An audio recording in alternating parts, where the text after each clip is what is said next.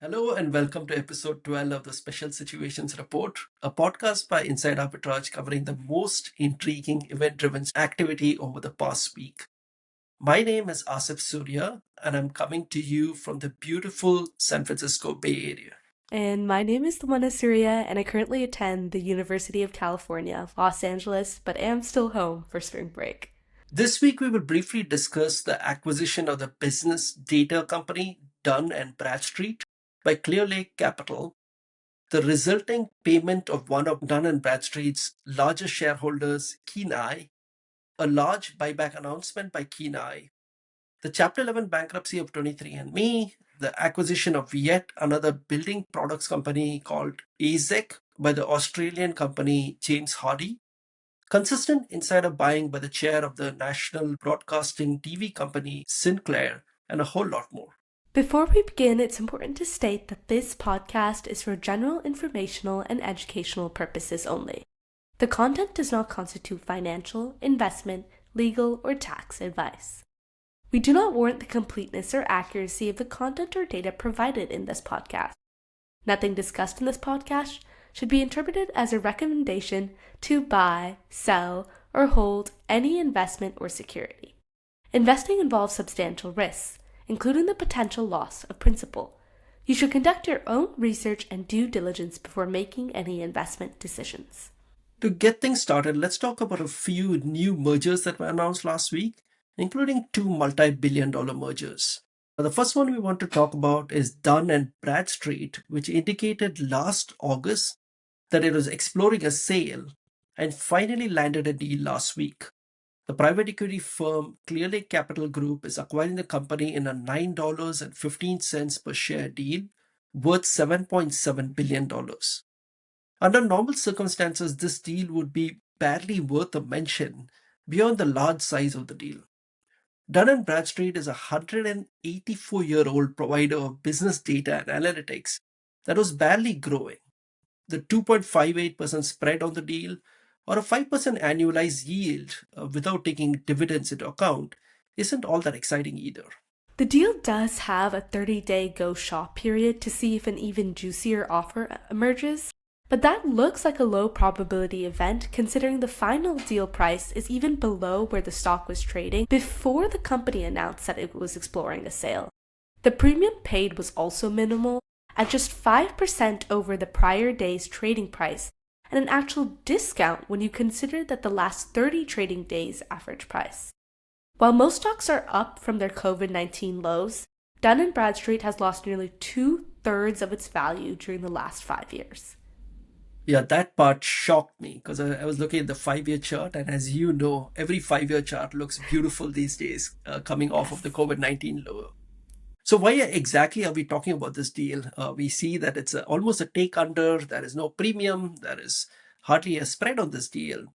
But when you think about holding companies that have various businesses under a single umbrella, we mostly think about companies like Berkshire Hathaway, or as you and I have discussed multiple times in the past, IAC. However, another company that barely gets any attention is Cannae Holdings. I used to pronounce it as Cannae, but I realized it was actually called Cannae. So Cannae Holdings, which just like Barry Diller's IAC, has an iconic CEO at the helm. And just like IAC, perpetually trades at a big discount to the company's estimated net asset value or NAV. Cannae is headed by Bill Foley, who's a legendary CEO who came back to the role of CEO at Cannae in 2024. And he's known for having grown 3 different companies, including the title insurance company Fidelity National Financial, into multi-billion-dollar enterprises.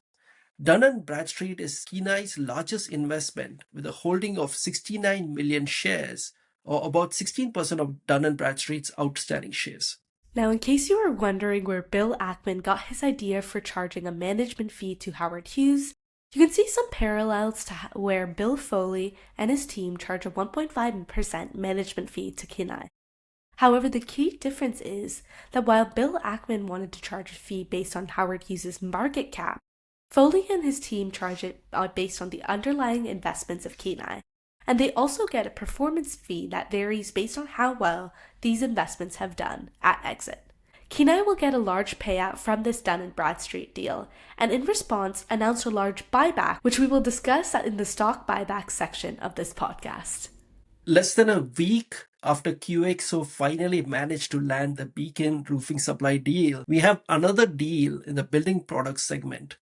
Australia-based James Hardie, which focuses on siding products that are used on the sides of buildings, announced a $8.75 billion acquisition of AZEK, a company that focuses on outdoor decking, in a cash plus stock deal. Compared to this deal, QXO almost received a bargain for Beacon, as James Hardie is paying a pretty penny to close the AZEK deal. They are paying nearly 6 times trailing 12-month sales and nearly 24 times EBITDA. Granted, AZEK has much better margins, and expected future revenue growth is also stronger. I had to double check those numbers twice because I thought we were talking about a software deal, not a building products deal. So it looks like they're exiting at the right time. Potential home building activity might slow down in the future. And so AZEK, I think, is getting out in some sense at the right time. A third deal that is briefly worth mentioning is Lensar, a medical devices company that Alcon is acquiring for $14 per share in cash. This is a small deal that is worth less than $500 million, but it's worth mentioning because it also has a potential CVR, or contingent value right, of up to $2.75 per share based on the company meeting 2 different milestones. To wrap up our M&A section, it's also worth mentioning that after the board of 23andMe turned down CEO Anne Wojcicki's offer, the company initiated a voluntary Chapter 11 proceedings, and Anne Wojcicki resigned from her role as chief executive officer. The judge overseeing the case has agreed to let the company sell its medical and ancestry data, which caused the stock to spike for a day last week. So while stockholders seem to be happy with that news, a lot of people who shared their data with 23andMe were not so happy to hear that. Seeing the gene data, or basically all of your DNA, go to the highest bidder does raise a lot of issues about privacy and how that's going to be handled during the bankruptcy proceedings. And that's not the oddest thing about this whole thing. Common shareholders are usually wiped out in a Chapter 11 bankruptcy and they receive nothing. So it's interesting to see that in some cases, when news like this comes out, the stock actually reacts to the news and the stock jumps up quite a bit. I saw something very similar happen when Hertz declared bankruptcy, and the stock went absolutely wild at different points during that bankruptcy process. Moving on now to our spin-off section, a few episodes ago we dived pretty deep into the planned spin-offs for the conglomerate Honeywell, which is set to be divided into 3 businesses. Just to recap quickly, their largest division is set to become Honeywell Automation, the second largest company to be spun out will be Honeywell Aerospace, and the third company is going to be made up of their advanced materials business. These spin-off plans didn't come easy by any means. After months of deliberation, including activist pressure from our favorite Elliott Management, the business division finally approved. And that letter from Elliott Management or Honeywell is certainly worth reading. This week, Honeywell announced leadership appointments for its advanced materials business, which I think might be their first spin-off that happens late 2025 or early 2026.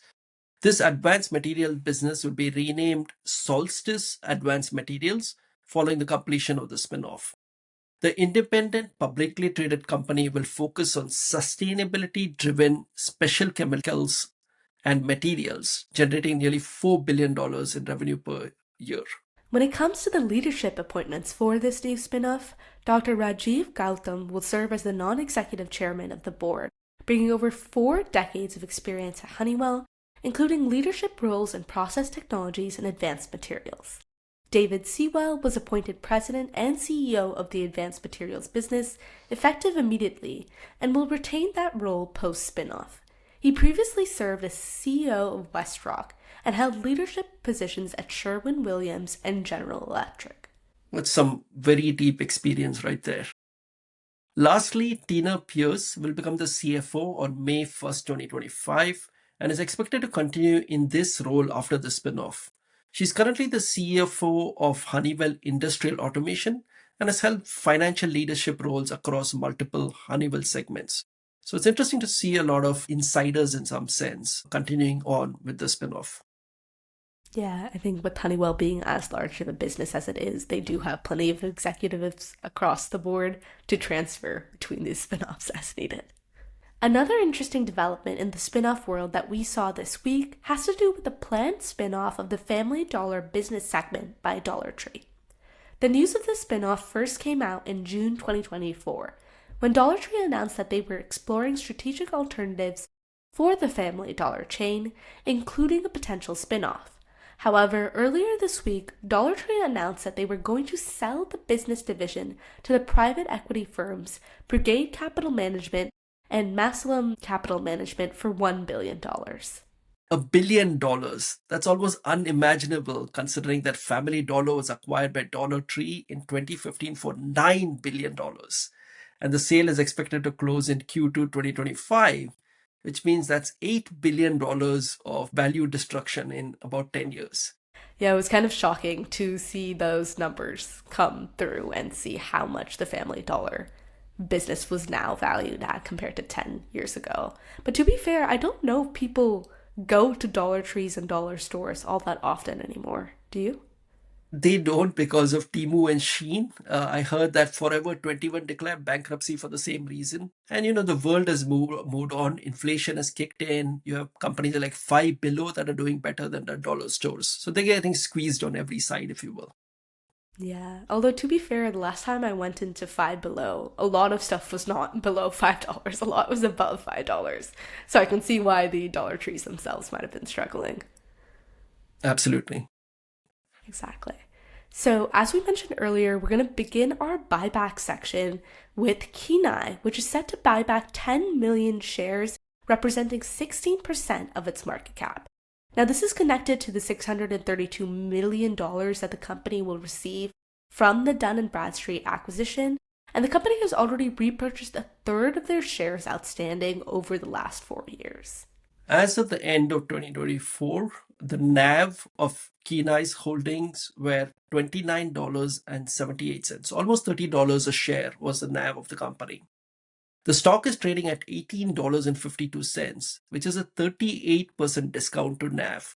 If you were to tell a seasoned investor that a company is trading at a big discount to NAV, they're usually going to walk away from you because they've heard that story so many times and the NAV never closes. Cannae used to go out of its way to display, the value of each of its divisions so that you didn't have to go do the sum of the parts work yourself. They did it for you. Before the Dun Bradstreet acquisition news, the stock had dropped all the way to $16. So the discount on the NAV was almost 45% or 50% at that point. Considering Dun Bradstreet is down 27% just this year, Cannae's NAV is likely below the $30 level they reported at the end of last year. So moving on, I thought we would be done discussing Brad Jacobs after the whole QXO and Beacon Roofing Supply saga wrapped up last week. But who would have thought that yet another Brad Jacobs company would make it to our podcast episode this week? This time it was the logistics and trucking business, XPO, which announced a $750 million buyback, representing about 6% of the company's market cap at announcement. I just had another idea. Why don't we call this show the Brad and Elliot Show? And that way we'll have it covered every week. Sounds good. But talking of XPO, the COO of XPO bought another $200,000 worth of shares about 2 weeks ago. So once XPO starts repurchasing its shares as part of its announced buyback authorization, we'll start seeing this company show up in a double dipper screen where we track companies that are both buying back their shares and the insiders are independently buying stock on the open market for their own portfolios. Another company that caught our attention this week due to its buyback announcement was Civio, which is a company that provides hospitality services to the natural resource industry in Canada, Australia, and the United States. Now, this business is quite unique as I was looking into it. It develops lodges, villages, mobile accommodations, and central facilities that provide long-term and temporary workforce accommodations. It also offers food, housekeeping, and maintenance services to the natural resource industry or those working in that industry. So very much full service across the board for the natural resource industry. I remember this company from maybe a decade ago or before that when I was a tourist in the energy sector and happened to come across this company. They did not do very well back then. And I remember it being an extremely difficult business. Looking at their financials more recently, that seems to confirm that the case is still there where they're finding it hard to turn a good profit, if you will, on this business. CVO has been under activist pressure recently by Engine Capital, a value oriented special situations hedge fund founded in 2013 with $1 billion in assets. Engine Capital, which owns a nearly 10% stake in CVO, sent a letter to the company's board of directors asserting that CVO is significantly undervalued and urging decisive action to bridge the valuation gap. Specific recommendations from this letter include eliminating the dividend, which kind of feels like a no-brainer at that point, targeting a 1.75 times leverage ratio, and launching a tender offer to repurchase approximately 25% of outstanding shares. Following the buyback, it called for an automatic share repurchase program funded by free cash flow while maintaining the leverage target alongside abandoning mergers and acquisitions. Engine Capital also hinted at a possible sale of the company down the line. It seems as if the first part of this turnaround plan has been launched. Earlier this week, CVO announced a roughly $30 million buyback, which in the context of most buybacks that we discuss on the podcast is quite small, but still represents about 10% of CVO's market cap. I think there's a lot of work this company needs to do on the business side of things before they start doing, things like buybacks, suspending dividends, so on and so forth. The core business needs to be turned around first, and then they can do all the financial engineering to see if they can get the stock price up as well. Right, you can see that from the poor margins. The company is unprofitable, but the one good thing to see was that it had been paying down debt over the last couple of years and maintaining a pretty strong, positive free cash flow, and that was pretty much consistent. So I think those two were kind of like the light at the end of the tunnel. Might be why Engine Capital saw reason to get involved. There might have been good aspects to this company, such as those, but definitely need a bigger push on the income statement or just generally when it comes to the business as a whole. And it's helped that crude oil prices have been, in some sense, range bound for the last couple of years. And I think since they focus a lot on fracking and things like that, it's probably a good environment for them to be operating in. Switching gears to insiders, we've been seeing that the long-standing chairman of Sinclair Group has been purchasing shares pretty consistently. The last time he bought shares was in 2016 and 2019, and then he was selling shares in 2021. So just like the company that we used to own in our model portfolio and in our portfolios, Tegna, Sinclair is a TV broadcasting company, and they generally do well during election cycles. So either during a presidential election cycle that we just experienced or the midterm elections. So it is odd to see that he's buying shares now because you're off that presidential election cycle, and usually these stocks don't do very well once you're past the cycle. But what's happened here is that the FCC has a new chair, Brendan Carr, and he's a Republican appointed commissioner of the FCC. And so people are expecting that M&A activity, which had kind of been blocked in the broadcasting segment, will now reopen again, and these companies would benefit. The other company that we saw an interesting insider purchase at was the satellite telecommunications company Globalstar. I don't think we've actually talked about Globalstar on the podcast just yet, but we've been tracking the company since earlier this year, following a series of insider purchases at the company by Chairman James Monroe III. Globalstar is a complex business. The company provides mobile satellite services, including voice and data communication services, as well as wholesale capacity services through its global satellite network. Globalstar primarily provides reliable connectivity in areas not served or underserved by terrestrial wireless and wireline networks, and in circumstances where terrestrial networks are not operational due to natural or man-made disasters. Globalstar also has a number of other spectrum-based services, including a developing Internet of Things or IoT data transmissions business with some of the most unique applications I've ever seen. including a horse tracking application called Spotter, and my personal favorite, sheep tracking via Find My Sheep. I remember when we last wrote about it, you were quite amused to come across both of those. But the main thesis when it comes to Globalstar is its partnership with Apple. In September 2022, Apple announced that it had partnered with Globalstar to allow users to send emergency messages from remote locations using Globalstar's satellite network. Apple allocated $450 million from its advanced manufacturing fund towards satellite infrastructure to support the feature, with Globalstar receiving majority of the funding. In return, Globalstar agreed to allocate 85% of its network capacity for Apple services. So that's a pretty big contract right there. Yeah, 85%. And in November 2024, Globalstar and Apple expanded their partnership further. Apple agreed to invest $1.5 billion to fund a new constellation for expanded satellite services. $1.1 billion of the funding will be allocated to actually constructing the new satellite constellation, while $400 million is being exchanged for a 20% equity stake in a special purpose entity owned by Globalstar that will manage the constellation. In addition, Apple will also pay $232 million that Globalstar intends to use to pay down debt. So Apple is very much funding Globalstar to expand and create this new constellation network, with the agreement that 85% of the capacity will be allocated to Apple to use for its services. This week, we saw James Monroe purchase shares again, once on the open market, but the second time was actually quite peculiar. It was a private transaction which at first glance looked like the CEO Paul Jacobs sold off a large portion of his stake in Globalstar to Mr. Monroe. However, by reading the footnotes of the Form 4 filing, we were able to piece together the full story. Yeah, I think this is one of the good examples of why it always makes sense to look at the filings of these Form 4s. But before we get into how we unraveled this mystery, I want to talk about Paul Jacobs for a moment, because he was actually another reason that we were drawn to Globalstar in the first place.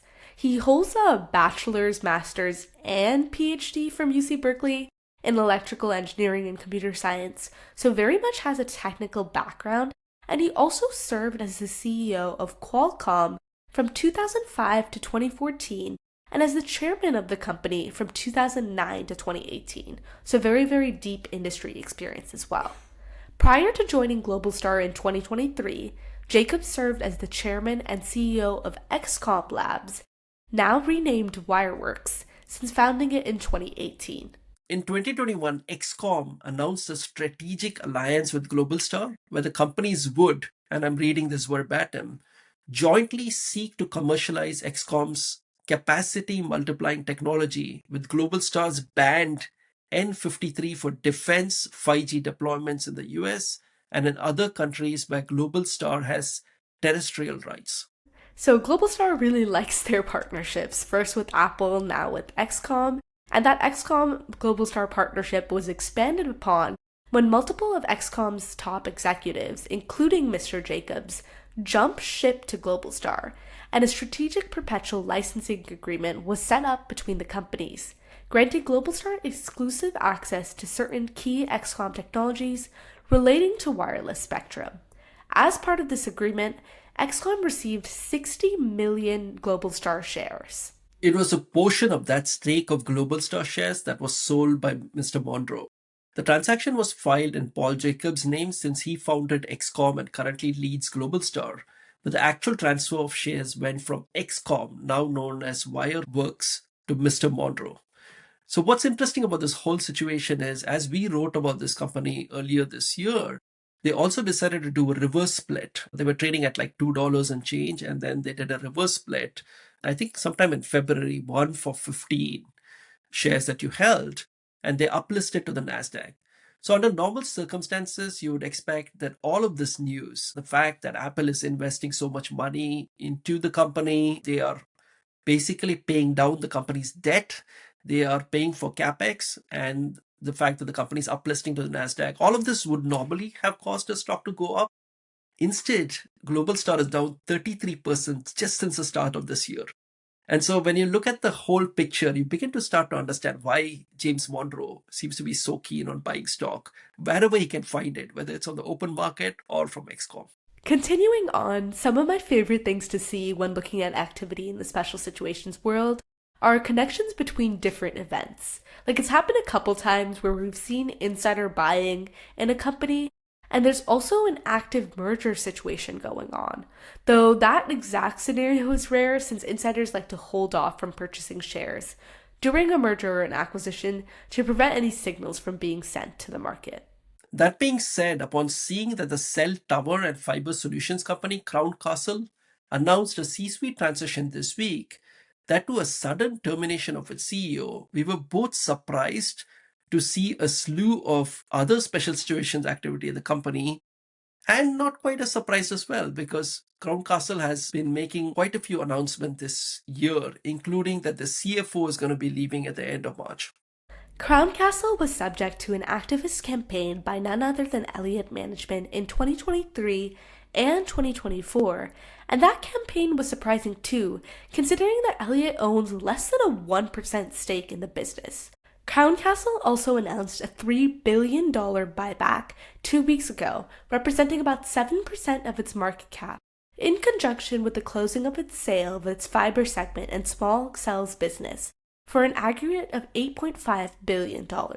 So not quite a spin-off there, but it's still a sale of a major division, so I kind of counted it as an extra special situations event in this giant interconnected web that Crown Castle has going on. Fascinating set of events. I remember following the company years ago when a bunch of insiders would very consistently sell stock. And then a few years after that, they converted to a REIT structure. So they wanted to be classified as a REIT, even though they own a bunch of cell phone towers. And that wraps up the 12th episode of the Special Situations Report. What we've covered today is just a brief overview of the special situations landscape, so if you'd like to access a more comprehensive weekly overview of all event-driven activity, go ahead and visit our website, thespecialsituationsreport.com. For daily updates and alerts on the special situations world, as well as access to tools to help you identify opportunities, such as the merger arbitrage tool, check out insidearbitrage.com. And if you enjoyed this podcast, please take a moment to like and subscribe on whatever platform you might be listening on, and especially share it with your friends who are interested in special situations. Thank you.